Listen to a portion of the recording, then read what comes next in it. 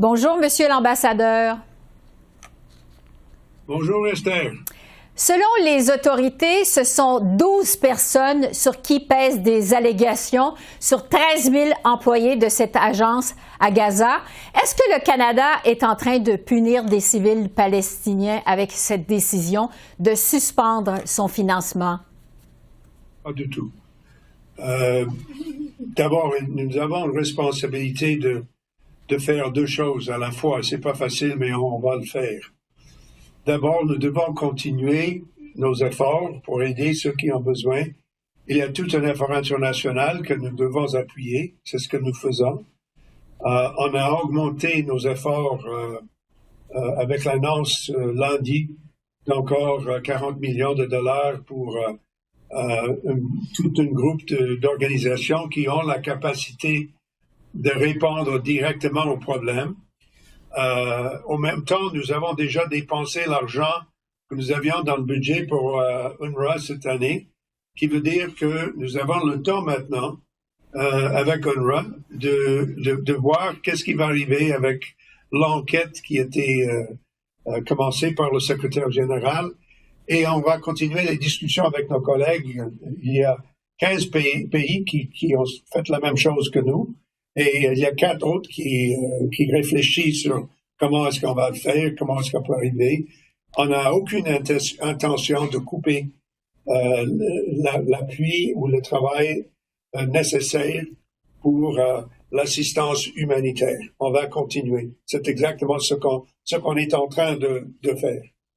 Parce que quand on pense qu'il y a 2 millions de civils à Gaza qui dépendent de cette aide de cette agence, qui dit qu'elle ne pourra pas fournir plus de services après le mois de mars si le financement n'est pas rétabli, est-ce que le Canada prend vraiment la bonne décision, vous pensez? Oui, je pense parce que d'abord, je dois dire encore une fois, je n'aime pas toujours me répéter, mais je vais le faire pour dire, écoute, on n'est pas seul. C'est pas une question de Canada, c'est une question de voir 15 pays qui ont fait la même chose. Et je crois que c'est important de reconnaître la nature du problème. Nous avons des obligations légales avec le code criminel de voir exactement ce qui est arrivé. On peut pas légalement, on peut pas appuyer les efforts terroristes de Hamas ou n'importe quel autre. Et nous devons continuer d'insister que directement ou indirectement, on peut pas aider le terrorisme que nous avons vu. Alors, c'est pourquoi nous continuons cet effort et nous appuyons l'enquête qui est en train d'avoir lieu, qui a été annoncée par le secrétaire général. Mm-hmm. On va continuer. Mais effectivement, le secrétaire général a répondu en disant « Donne-moi 4 semaines pour vous donner l'information dont vous avez besoin. » Et on a dit, oui, d'accord, mais on va pas seulement attendre jusqu'à la fin du mois de février, on va continuer de travailler de près avec le secrétariat et nous insistons sur la nécessité de travailler ensemble avec des autres pays pour assurer des bons résultats pour l'enquête, des résultats crédibles pour l'enquête, et puis on a une obligation de continuer nos efforts humanitaires, et c'est exactement ce qu'on va faire. On n'a pas coupé ou arrêté. Tout ce qu'on a fait, c'est on a suspendu nos efforts avec UNRWA, mais effectivement, ça veut dire que nous avons toujours un peu de temps pour répondre aux besoins non seulement d'UNRWA, mais de tous ceux qui font le travail humanitaire à Gaza. Et on est complètement d'accord que le problème de Gaza est complètement intolérable. C'est pourquoi nous avons insisté avec beaucoup d'autres pays sur l'importance d'une cessez-le-feu humanitaire aussitôt que possible, immédiatement, pour donner encore plus de possibilités pour les otages qui sont toujours au Gaza, et aussi pour assurer que le niveau d'assistance humanitaire qui est exigé par la situation à présent, que nous pouvons atteindre ce niveau. C'est ce qu'il faut travailler. C'est le travail que nous faisons à présent. Entre-temps, il y a eu une rencontre mardi entre les dirigeants de l'ONU et les représentants des pays qui ont cessé leur financement, dont le Canada, évidemment. Qu'est-ce qui est ressorti de cette rencontre? Ce que j'ai décrit, c'est-à-dire le secrétaire général a annoncé, nous a rassuré qu'il y aura une enquête, que ça a déjà commencé, ça va continuer. Deuxième mot, qu'il y aura un effort de plus long terme de regarder la situation d'UNRWA plus généralement dans la région. Et comme vous l'avez dit, il y a 30 000 employés d'UNRWA qui font un travail important dans toute la région pour les réfugiés. À Gaza, ils font un travail absolument important.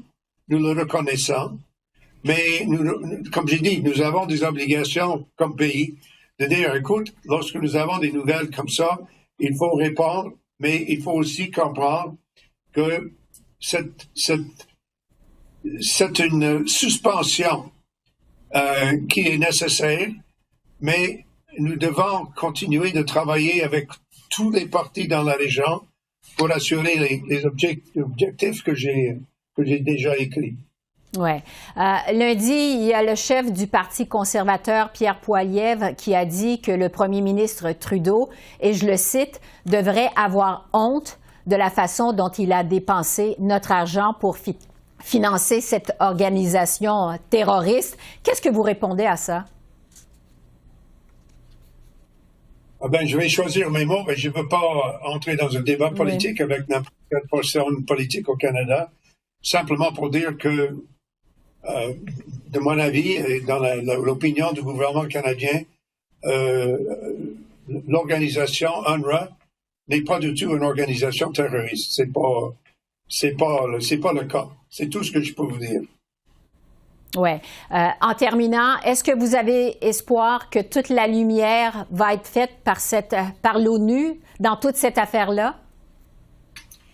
Oui, avec des gens indépendants, et c'est ce que M. Guterres a promis, qu'il y aura, effectivement, il y aura deux enquêtes. D'abord, l'enquête immédiate, et nous avons beaucoup de confiance dans l'intégrité du processus qui a été mis devant nous par le secrétaire général. Lui, il est très objectif lui-même, dans le sens qu'il veut trouver des solutions aux problèmes. Mais il faut avoir une enquête crédible. Mais plus que ça, il y aura une deuxième enquête qui sera même plus large. Nous aurons les gens indépendants de l'organisation de l'ONU qui vont nous dire quelque chose sur comment est-ce qu'on peut vraiment faire face à tous les problèmes qui ont été mis devant nous avec UNRWA. Mais le problème que nous avons, et ça c'est le dernier mot que je veux vous laisser avec, c'est qu'il faut reconnaître, au même temps que nous faisons toutes ces choses-là, il faut répondre à la situation humanitaire.